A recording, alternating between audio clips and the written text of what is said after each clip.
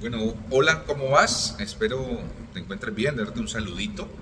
Pues a la hora que recibas este video, pues así mismo dirás buenos días, buenas tardes o buenas noches.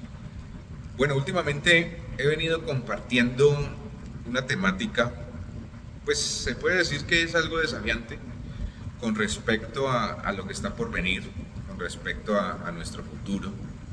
Compartí un tema que se llamaba procrastinación, que muchas veces procrastinamos, muchas veces posponemos decisiones, situaciones en las cuales tenemos que entrar a resolver y muchas veces de pronto no lo hacemos en el tiempo debido.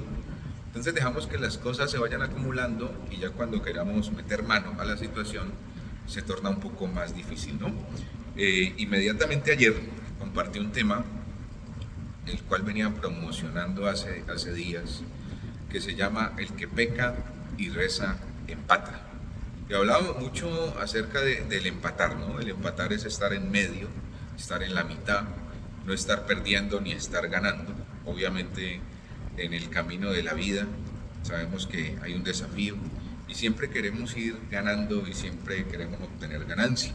Nunca queremos perder. Y eso pasa en el juego, eso pasa en el deporte, en el fútbol, en competencias.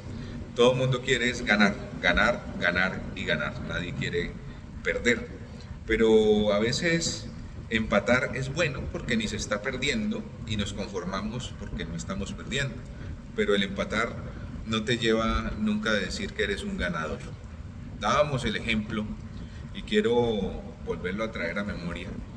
Y pasa cuando uno está, por ejemplo, en un torneo de fútbol. Cuando se gana, se suma de a 3 puntos. Cuando se pierde, obviamente no se suma. Y cuando se empata, se da un puntico nomás. Y supongamos que tengamos un partido o una competencia donde hayan 10 partidos.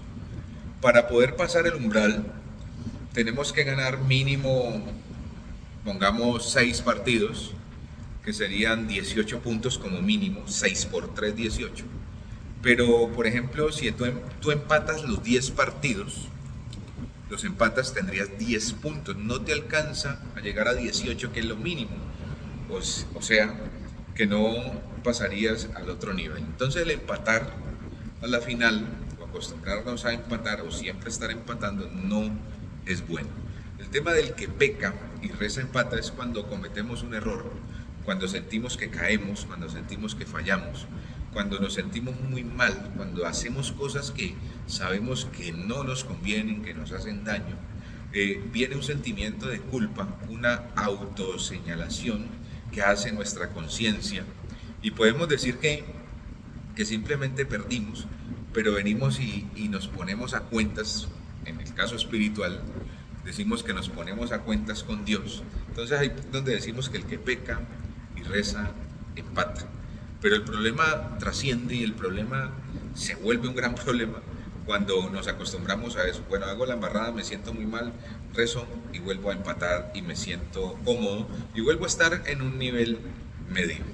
Partamos de algo. Yo necesito de Dios, tú necesitas de Dios y todos en algún momento decimos que necesitamos de Dios.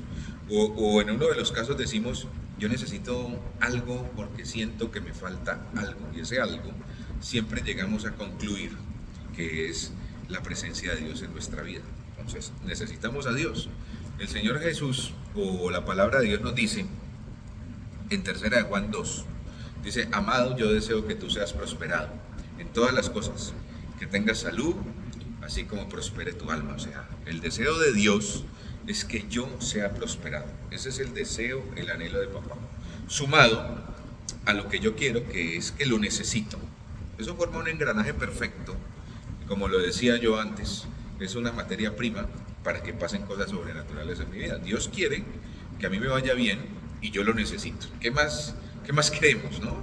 Entonces, eso es lo que sucede. La Biblia plantea algo en Apocalipsis que puede sonar muy difícil. Dice que Él prefiere que seas frío o seas caliente, pero no tibio.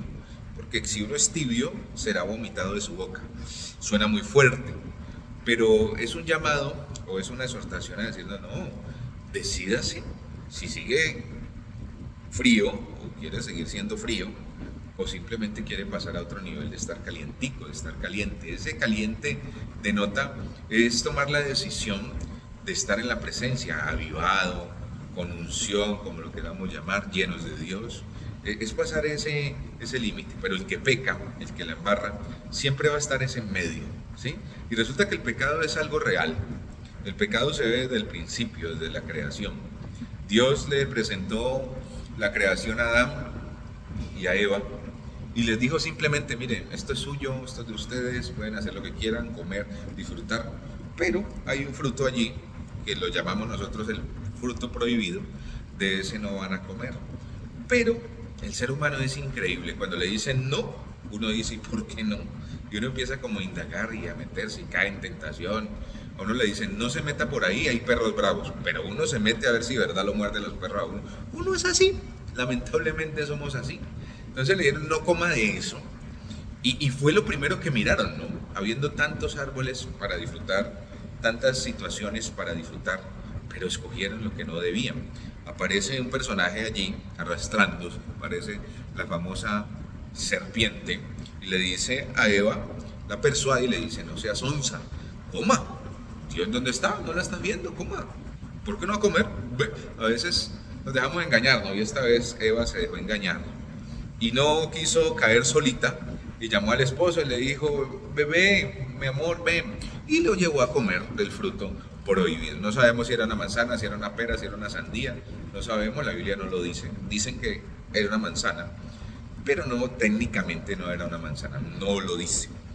El caso es que pecaron juntos y ese error, ese primer error de desobediencia, les costó el no poder ya disfrutar de lo que Dios les había dado, que era el Edén. Simplemente fueron desterrados y empezaron a tener o a vivir ciertas consecuencias que no tenían por qué vivirlas. Lo que me aterra es que fueron creados y no sé cuánto tiempo pasó desde que Dios creó a Adán hasta que ellos la embarraron. No pasó nada, es decir, desde el principio nosotros tenemos, y se puede decir, como una esencia, tenemos un origen, por Adán y Eva, pecaminoso, con esas ganas de ir, con esas ganas de mirar lo que no debo mirar. Entonces, cuando yo caigo en el error, yo tengo la facultad de decir voy a rezar y siento empatado, siento que si la embarro y vengo y rezo, empato. Y eso es una frase supremamente común, pero es que eso nunca nos va a llevar a ganar. O sea, el empatar nunca me va a dar 3 puntos.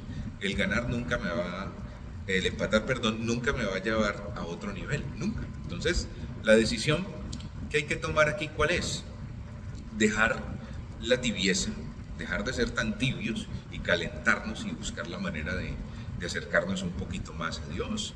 O sea, nosotros a veces pensamos que la vida, o podemos ir en la vida haciendo lo que nos dé la gana. El apóstol Pablo decía algo muy claro, todo me es lícito, o todo nos es lícito a todo el mundo, pero no todo nos conviene. Sin pensar en religiosidad, sin pensar en espiritualidad, sin pensar en Biblia, sin pensar en Dios. Si a usted le dicen esa frase, todo le es lícito, pero no todo le conviene, es una frase que no la podemos espiritualizar, no hay necesidad de espiritualizarla.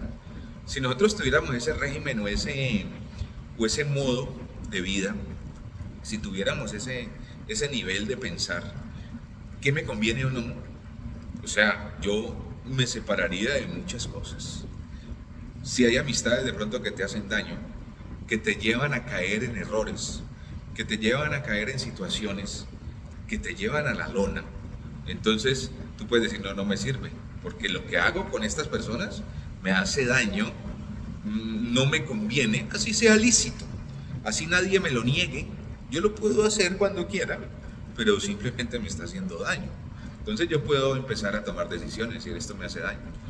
Ejemplo, si a usted le dan un diagnóstico que tiene problemas de colesterol, que triglicéridos, todo el tipo de cosas que suele suceder, entonces sabe que le es lícito comerse 6 empanadas, le es lícito, comerse 3 chorizos, le es lícito, comerse 4 papas rellenas, delicioso. En este momento me da hambre cuando menciono eso. ¿Es lícito? Sí, es lícito, obviamente, pero la pregunta es, ¿le conviene? Entonces es cuando uno viene a tomar decisiones. Y yo no quiero pues que la gente piense que el pecado está ahí, hablar de pecado, esto es pecado, esto es pecado. Pues, todo el mundo peca, todo el mundo la embarra, todo el mundo comete errores. Pero yo tengo que pensar en mí. Yo no puedo pasarme toda la vida cometiendo un error, algo que no me conviene, me hace daño, me duele el alma, me hiere inclusive muchas veces. Yo no puedo pasar empatando y empatando y empatando, ¿no? Tengo que llegar a un level de tomar decisiones. Había un hombre cojo en la puerta del templo, en una de las historias del Nuevo Testamento, y resulta, eso está en Hechos, en el libro de Hechos 3, si no estoy mal, y resulta que había un cojo que era cojo de nacimiento, estaba en la puerta. El personaje podía ver hacia adentro del templo y podía ver hacia afuera, hacia lo que había en la calle.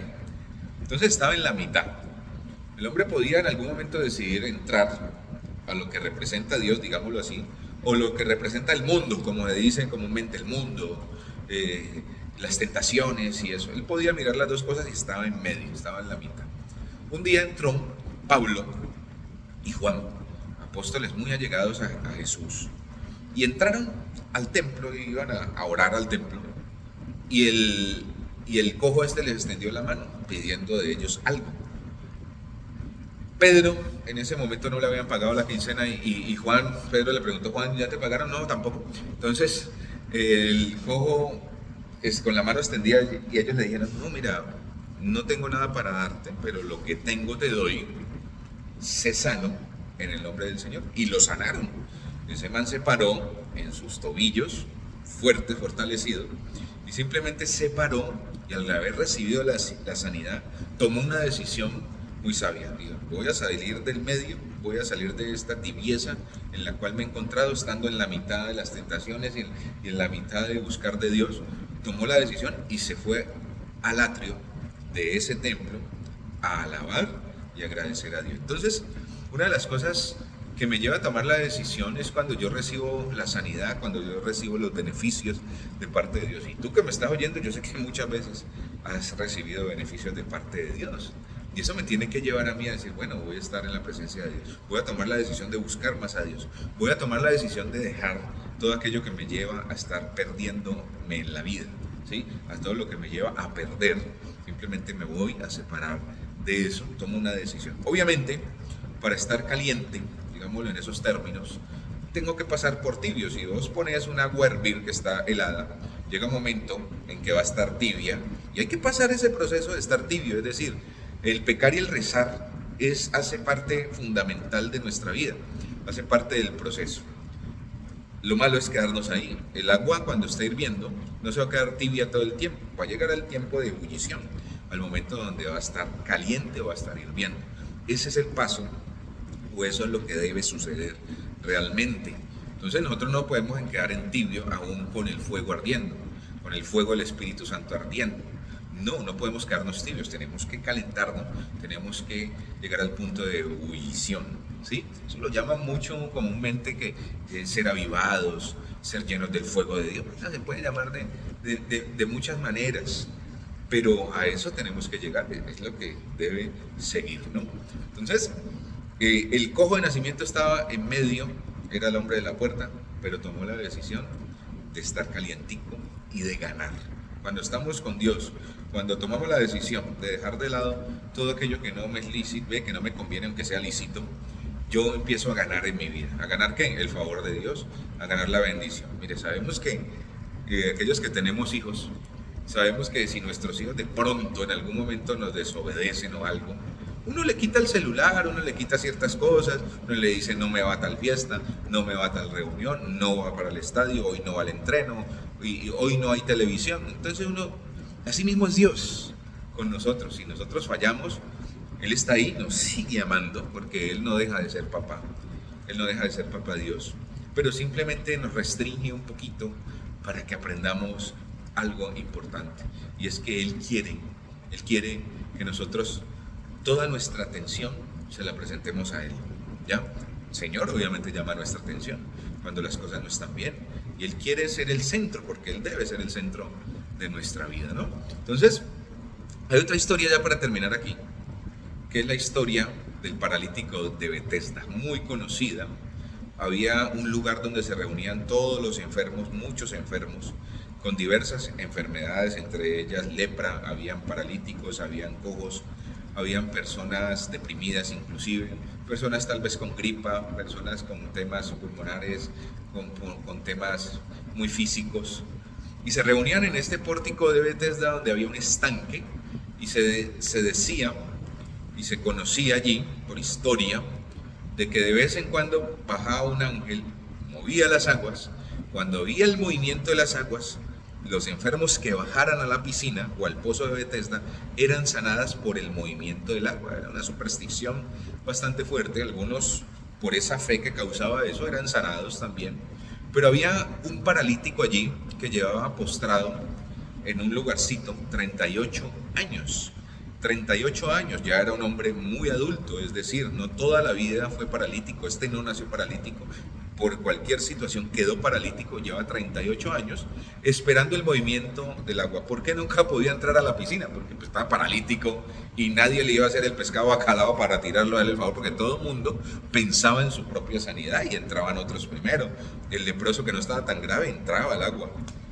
El que tenía la viruela del mono entraba porque no estaba tan malo. El que tenía COVID y medio podía mover, podía entrar, sí, al agua.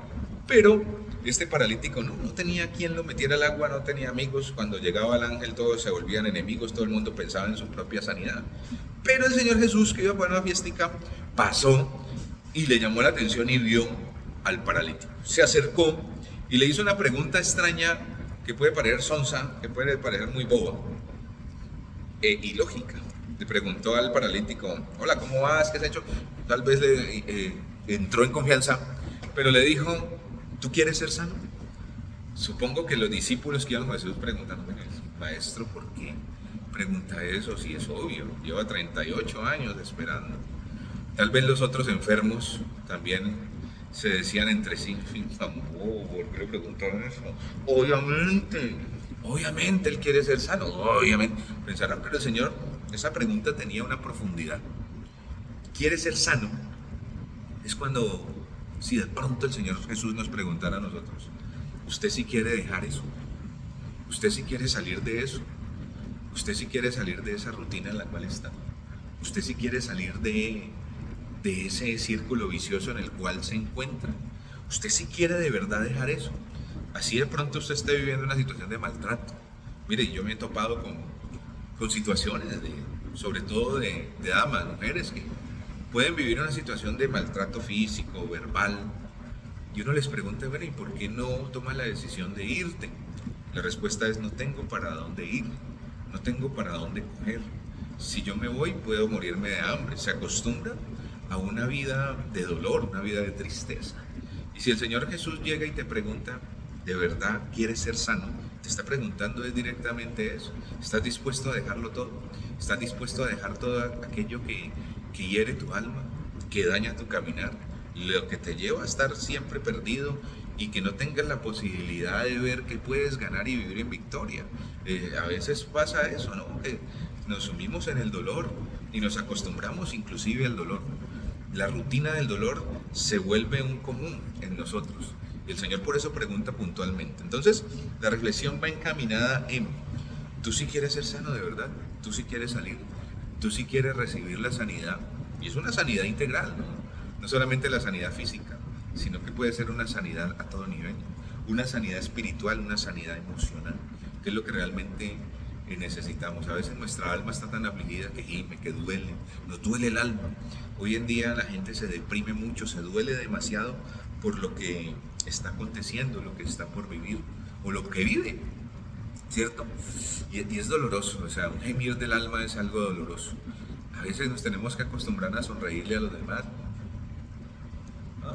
Sonreímos a la gente, le sonreímos a la gente, pero nadie sabe qué hay detrás de esa fachada. Nadie sabe lo que pueda estar viviendo, las heridas que pueden estar ahí abierticas. A veces tenemos cicatrices, miramos las cicatrices, nos acordamos que en algún momento tuvimos una herida y simplemente son recuerdos. Pero hay personas que se miran las cicatrices que de pronto pueden ser externas, pero todavía le duele el alma, le duele. Y si el Señor te pregunta hoy, ¿quieres ser sano? ¿Qué le dirías? ¿Cuál es tu respuesta? Entonces, este cuento del que peca y reza empata tiene mucho que ver, que necesitamos sí o sí recibir una sanidad, para no volver a caer en el mismo error, para no seguir en el pecado, cayendo en todo eso que es lícito, pero que no me conviene, ¿sí? Yo no puedo estar en empate, yo necesito ya ganar. Con Jesús estamos ganados y Él está dispuesto a sanarnos. La última reflexión es, un día había una mujer adúltera, así se llama, ¿no? El título, una mujer que estaba con un hombre que no era su esposo, estaba siendo tal vez infiel, o era de esas mujeres que de pronto por ganarse la vida estaban con un hombre y con otro. La ley antigua, la ley del Antiguo Testamento, y lo llaman allí la ley de Moisés, decía que a tales mujeres que eran encontradas en adulterio, debía apedrearlas. El Señor Jesús estaba allí, estos hombres que querían más bien probar a Jesús qué decía, porque el Señor venía con un mensaje de mucho amor, querían más bien probar qué decía Él. Le dijeron, Señor Jesús, mire, Señor Jesús, vea, ahí hay una señora en adulterio. La Biblia dice, o el Antiguo Testamento, o la ley de Moisés dice que hay que darle piedra. ¿Usted qué dice? Todo el mundo pendiente. Se dice que el Señor se agachó, hizo una raya en la tierra y escribió algo. Se levantó con ese amor y esa sabiduría y le dijo, bueno, el primero que esté, el que esté libre de pecado, sea el primero en tirarle una piedra a esta mujer. Todo mundo, acusado por su conciencia, porque todos pecan, todos fallamos, fue dejando su piedrita y se fueron retirando lentamente. El Señor se acerca a la dama y le dice, mira, ¿dónde están los que te acusaban? ¿Dónde están los que te señalaban? Y aquí hay algo importante. A veces nos sentimos muy mal porque hay gente muy enjuiciadora, hay gente que nos señala, hay gente que nos está resaltando el error, a veces nuestra propia familia. Vea, es que usted está haciendo eso, vea, es que usted está en pecado, Eso es bastante molesto y muchas veces ese acoso, ese juicio, ese señalamiento no nos deja salir del error en el cual estamos, porque es como usted queriendo sacar la cabeza y es tu familiar dándote una patada para que te hundas. A veces nos hunden, pero viene el Señor, que es el único que puede condenarnos y decirlo, tú estás en esto, y lo pudiese decir con libertad porque Él no conoció pecado. Él es el único que puede hacer eso.